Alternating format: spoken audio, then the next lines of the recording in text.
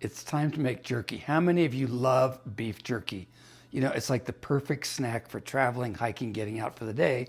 But the challenge I found with most jerky is they season it with a lot of stuff.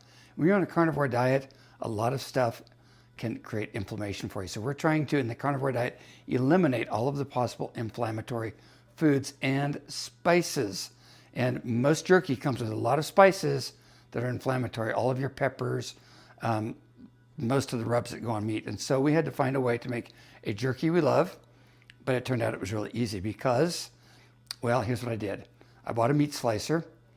I thought I was gonna have to slice my own meat. I was at Costco looking for a rump roast. That's what most people use. And I was gonna come home and you take the rump roast and you like half freeze it and you run it through the slicer and you make it just right.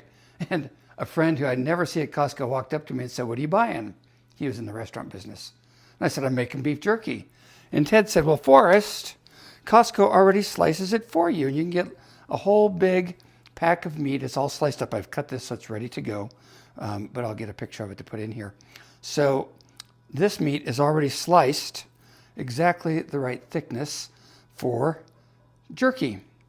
And I was like, well, this is genius. And instead of it being a rump roast at $6 a pound, they take a New York strip roast, the roast that New York strips come out of, and they take that New York strip roast and they slice it up for you. So it's like $12.99 a pound.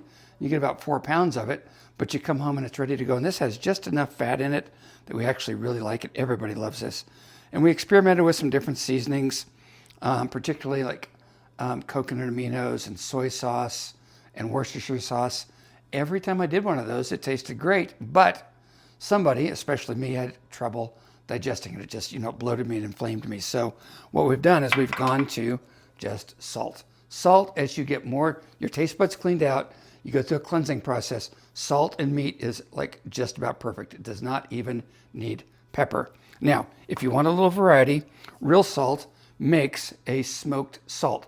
All they do is take the same salt that's here, it's a little bit bigger, and they smoke it with either hickory, cherry, or some flavoring. So you can use this for flavor if you want, but I've found that just regular salt works best, and we just use the real salt. So what we do, you need a dehydrator. Now you can do this in the oven, but we do enough of this that I think that the dehydrator paid for itself in about a month. This was a Magic Mill. I think it was about $130. I bought it when it was on sale at the holidays, so you can watch these. There's other dehydrators that are great. Just find the one. I wanted one that fit my counter. We've used Magic Mill products in the past, and it was just the right size for what we needed. It's quiet, and it's going to take about 5 hours. So we're going to get this ready. It's going to go into the dehydrator. You could do it in the oven. This is easier. And it's going to go at 150 degrees for about 5 hours. You want to watch it starting at 4 hours to decide how dry you want it. In other words, you want it chewier or do you want it drier? It's that 4 to 6 hour range it works. So here's what we do. I've taken out all of the trays, all right, and I put them on top of a baking tray because I used to make this the hard way. And the hardest part is you just have to take these strips and lay them out on the tray. I've got all the trays ready to go so that it's easy on the whole process. And that big package of meat that I get at Costco is going to take, it'll be 2 batches. You can leave it longer, but I think the bite-sized pieces are better.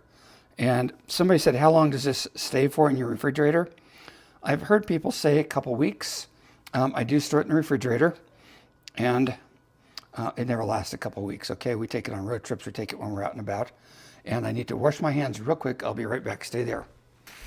Okay, we're back. My wife is always reminding me that I have to deal with food sanitation.